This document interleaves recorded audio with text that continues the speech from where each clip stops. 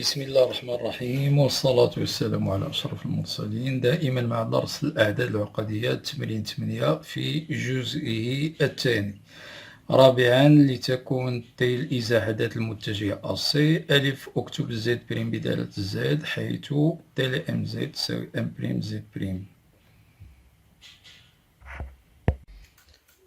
حدد سؤال حدد دي صغيرة لحق دي صورة النقطة ب بالإزاحة تي. جيم، حدد طبيعة الرباعي أ ب دي سي. 5، ليكن إر دوران ذو المركز سي ويحول أ إلى ب. ألف، حدد ألفا قياس زاوية الدوران آر. سؤال ب، حدد التمثيل العقدي للدوران آر. جيم، حدد أو لحق صورة اف ذات اللحق 1 ناقص بالدوران آر. وأخيرا حدد طبيعة المثلث السابع. مع الترجمة، إذا on se retrouve toujours avec le nombre complexe, l'exercice numéro 8 par numéro 2. La quatrième question, soit T la translation de vecteur AC, petit a écrire Z' en fonction de Z, tel que Tmz égale m'Z', petit b déterminer petit d la fixe de D, l'image de B par la translation T, petit c déterminer la nature du quadrilatère ABDC. Cinquièmement, soit R la rotation de centre C qui transforme A en B, petit a déterminer alpha la mesure de l'angle de la rotation R, petit b déterminer la représentation complexe de la rotation R, petit c déterminer petit e la fixe de E, image de f de la fixe A-I par la rotation R, et dernièrement déterminer la nature du triangle CEF. إذن مع الحل بطبيعة الحال.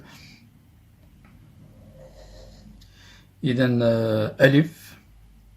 ألف كتابة زد بريم، كتابة زد بريم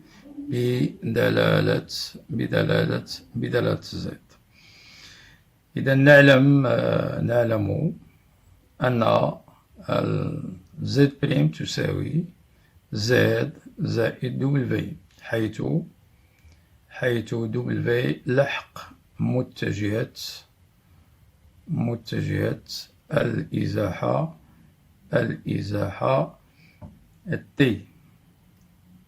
الإزاحة تي، وبطبيعة الحال ام بريم زد بريم تساوي تي لام زد. إذا لنحدد دبل، بطبيعة الحال متجهة الإزاحة هي السي، إذا لحق المتجهة السي. هذا يستلزم أن دبل تساوي لا فيكس، إذا لحق المتجهة السي، وبطبيعة الحال إذا تساوي لحق النقطة سي ناقص لحق النقطة أ بتيت أ. إذا ثم نعوض بطبيعة الحل. إذا 4 ناقص أ، و بطبيعة الحال إذا 3 ناقص إي تساوي 4 ناقص 3 1 زائد إي. إذا الكتابة العقدية والتمثيل العقدي للإزاحة والزد بريم تساوي زد، ثم نعوض دبل في بقيمتها زائد 1 زائد إي. إذا بهذا نكون قد حددنا الكتابة العقدية أو التمثيل العقدي للإزاحة. نمر الآن إلى السؤال باء. إذا لدينا دي التي لحقها دي تساوي صورة بي ذات اللحق بتي بي. إذا نضع بطبيعة الحال بتي بي نضعها زد، ودي نضعها زد بريم، ونستعمل الكتابة العقدية.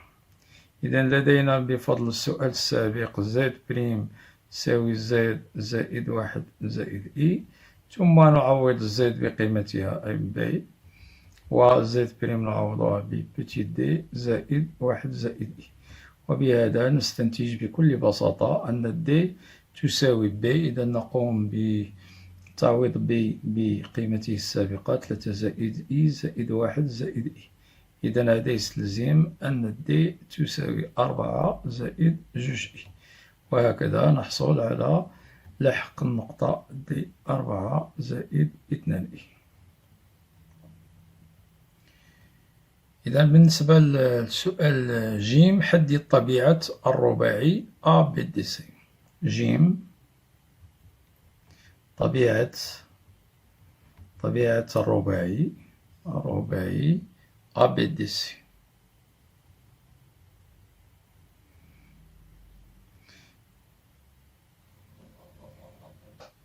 إذا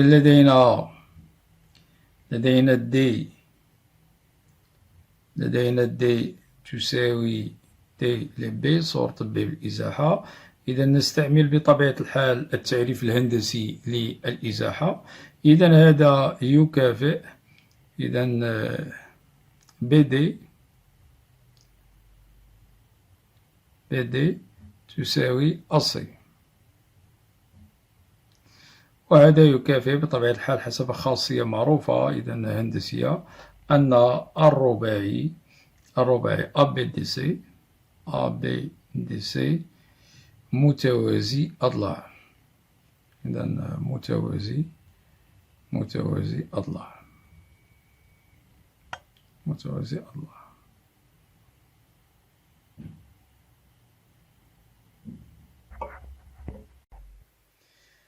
إذا نمر إلى السؤال 5.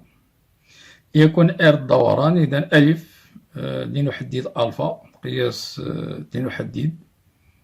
لنحدد الألفا قياس زاوية الدوران. إذا لدينا R يحول A إلى B. إذا R يحول A إلى B، هذا يكافئ أن RA تساوي B، وهذا يكافئ بفضل التعريف الهندسي للدوران CA تساوي CB المسافة، ومجموع قياسات الزاوية CA CB فهي توافق قياس زاوية الدوران ألفا بتفضيل 2B. من هنا نستنتج بطبيعة الحال الشرط الثاني، نستنتج أن ألفا فهي توافق CA CB بتفضيل 2B. هذه خاصية بطبيعة الحال في الحسابيات. إذا كان A يوافق B بتفضيل N، فإن B أيضا يوافق A بتفضيل N. وبفضل السؤال السابق، إذا سبق أن حسبنا إذا CA CB في بطبيعة الحال السؤال الثاني. إذا وجدنا ناقص B على 2. إذا فهي توافق ناقص B على 2.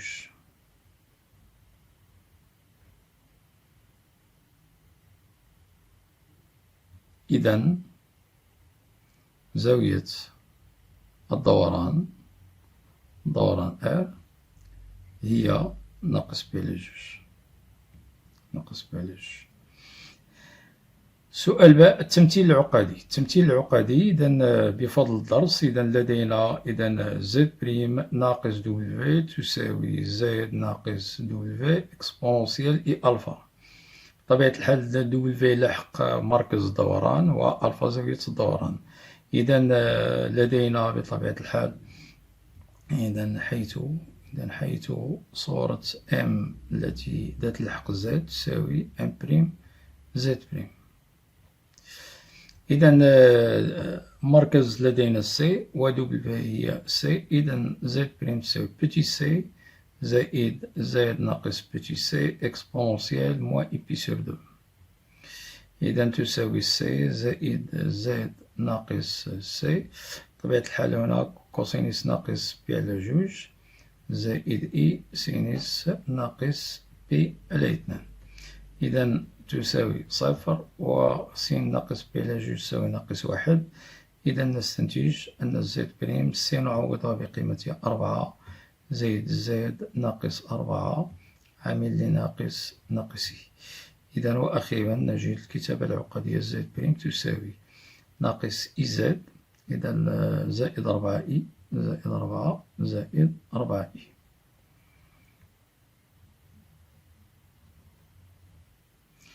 إذا حدد إذا كالعادة، إذا نضع إذا بالنسبة للجيم نضع ذات اللحق تساوي RF ذات اللحق 1 ناقص I. إذا نضع 1 ناقص I زد ونضع Z بريم ثم نستعمل الكتابة العقدية السابقة. إذا لدينا Z بريم تساوي ناقص إي زد زائد 4 زائد 4 I. إذا هذا يستلزم أن بتيت أو تساوي ناقص I 1 ناقص I زائد 4 زائد 4 I. إذا تساوي بطبيعة الحال ناقص إي زائد إي وكاري ناقص 1 زائد 4 زائد 4 إي. إذا نستنتج أن أو تساوي إذا 3 بطبيعة الحال زائد 3 إي 3 إي. السؤال دال والأخير حدد طبيعة المثلث CEF. إذا طبيعة المثلث CEF. لدينا R ل F تساوي E. نستعمل بطبيعة الحال التعريف الهندسي للدوران. إذا CF تساوي CE ومجموع قياسات الزاوية CF CE فهي توافق زاوية الدوران ناقص ب على جوج بتفضيل جوج بي. إذا CF تساوي CE تستلزم أن المثلث CEF متساوي الساقين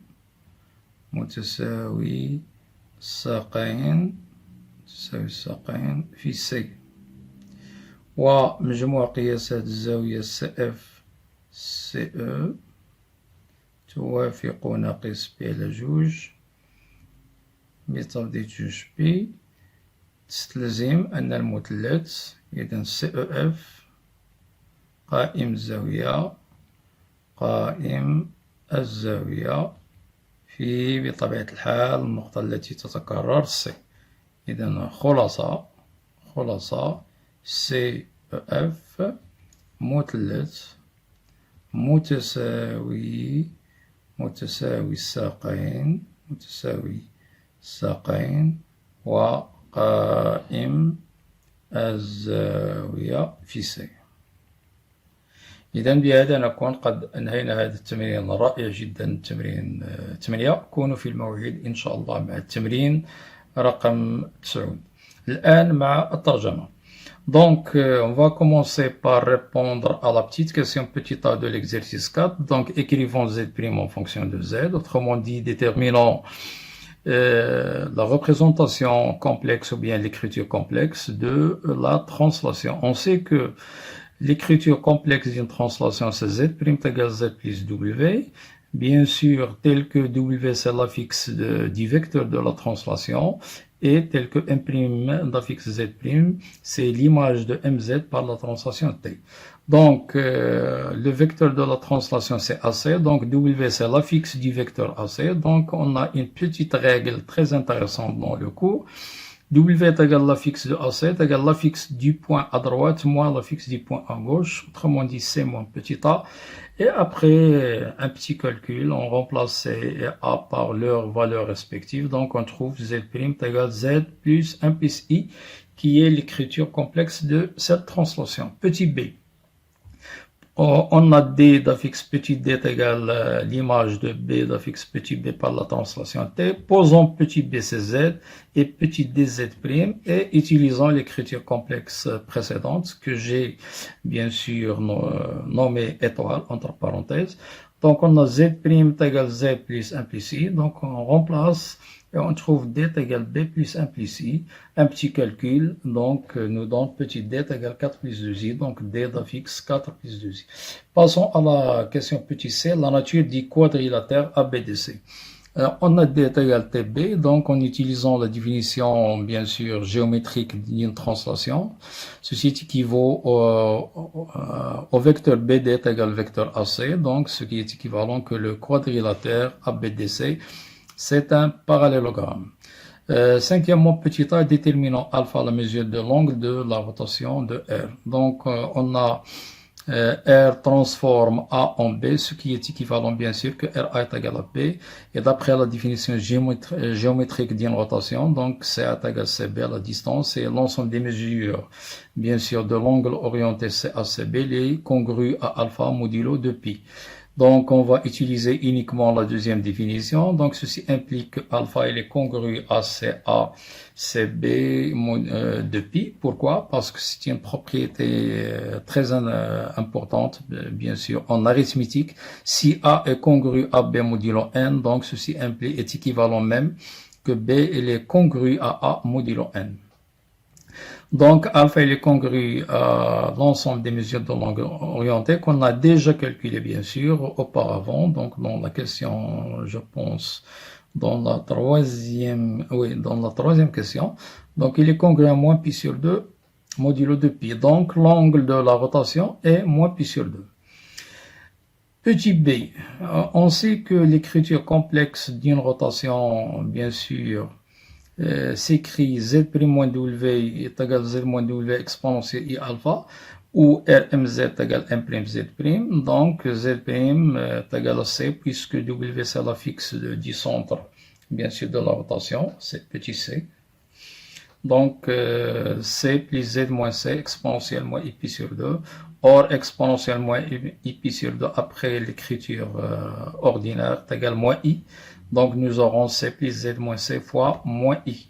Donc, nous trouverons finalement Z' est égal à moins IZ plus 4I. Petit c, on pose E est égal à RF. Donc, posons 1 moins I est égal à Z et petit e Z', et utilisons l'écriture complexe de la rotation précédente. Donc, on aboutit facilement. Petit e est égal à 3 plus 3i. Petit d, la nature du triangle CEF, on a RF est égal à E, donc d'après la définition géométrique de la rotation, donc la distance CF est égale à CE, et l'ensemble des mesures de l'angle orienté CFCE, il est congru à moins pi sur 2 modulo de pi. La première condition nous donne que le triangle CEF est isocèle en C, la deuxième nous donne que l'angle C est un angle droit.